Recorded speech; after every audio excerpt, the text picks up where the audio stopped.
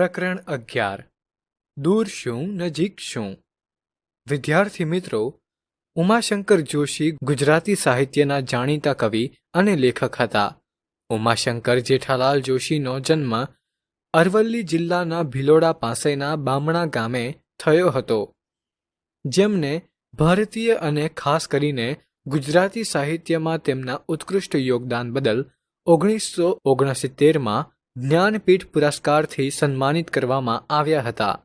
તેમણે કવિતા, વાર્તા, નવલકથા, નાટક, વિવેચન, અનુવાદ એમ સાહિત્યના અનેક સ્વરૂપોમાં ખેડાણ કર્યું હતું.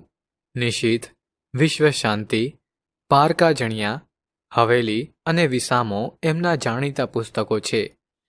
જીવનમાં સફરના પણ કેટલાક પ્રકાર હોય છે.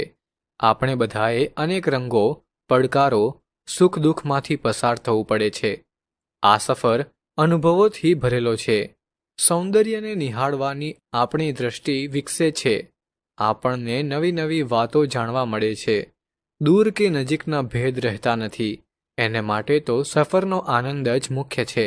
એવો ભાવ આ ગીતમાં રજૂ થયો છે. તો ચાલો મિત્રો, આપણે સફરનું આ સરસ મજાનું ગીત સાંભળીએ.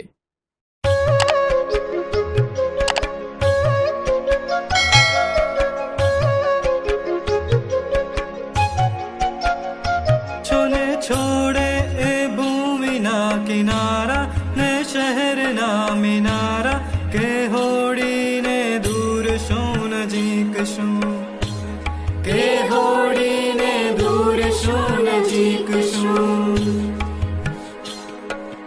એક વાર સઢ ભર્યા ફૂલ્યા ને વાયરા ખુલ્યા, કે હોડીને દૂર શું નજીક શું, કે હોડીને દૂર શું નજીક શું. સામે આભના તે આગણા ખુલે ને પંથ નવા ઝૂલે, કે હોડીને દૂર શું નજીક શું, કે હોડીને દૂર શું નજીક શું.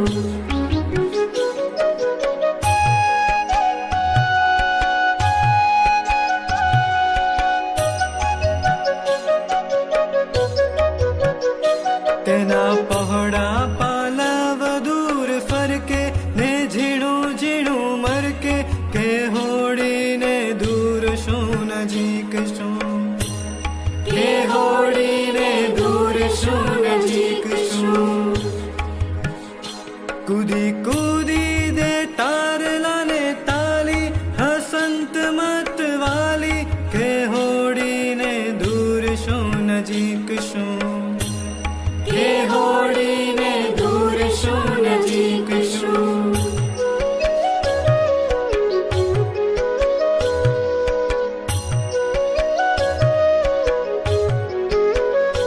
કદી ઝંઝાને વીંઝણે રમતી તુફાને બામમતી, કે હોડીને દૂર શું નજીક શું, કે હોડીને દૂર શું નજીક શું. એ તો સરખા સામો વડાને ભેટે ત્રિકાળને ત્રિભેટે, કે હોડીને દૂર શું નજીક શું, કે હોડીને દૂર શું નજીક શું.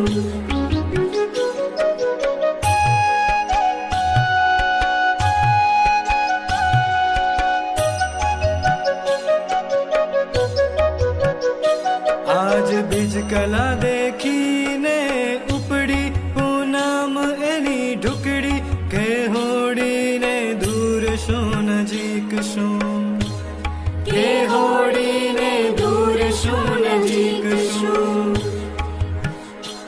એણે ધ્રુવનું નિશાન ભલું તાક્યું બાકી ન કાંઈ રાખ્યું, કે હોડીને દૂર શું નજીક શું, કે હોડીને દૂર શું નજીક શું.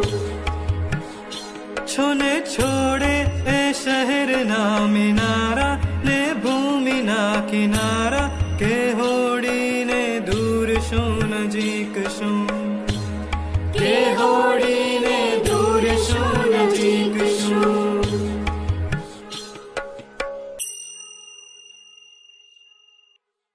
સારાંશ. આ ગીતમાં એક અજબ આશાવાદ વ્યક્ત થયો છે. આ ગીત જીવનરૂપી યાત્રામાં સતત આગળ વધતા રહેવાની પ્રેરણા આપે છે. આ કવિતા ખૂબ જ સુંદર અને લાગણીસભર છે. તે શહેરના મિનારાઓ અને જમીનના કિનારા સાથે સરસ સરખામણી કરીને માનવ જીવનની સ્થિતિ વ્યક્ત કરે છે. તે એક માર્ગદર્શક તરીકે વિચાર પ્રેરક અનુભવ પ્રદાન કરે છે કે સ્થાનિક જીવનના મુદ્દાઓ અને સમસ્યાઓ કંઈક અંશે સમાન હોઈ શકે છે અને તે સ્થાનિક સંસ્કૃતિ અને વાતચીતના મૂળ સ્થાનોના આકર્ષણની જાહેરાત કરે છે. સામાન્ય ભાષામાં આ કવિતા મનને તેની નજીક અને દૂરની અવગણના કરવાની પ્રેરણા આપી શકે છે.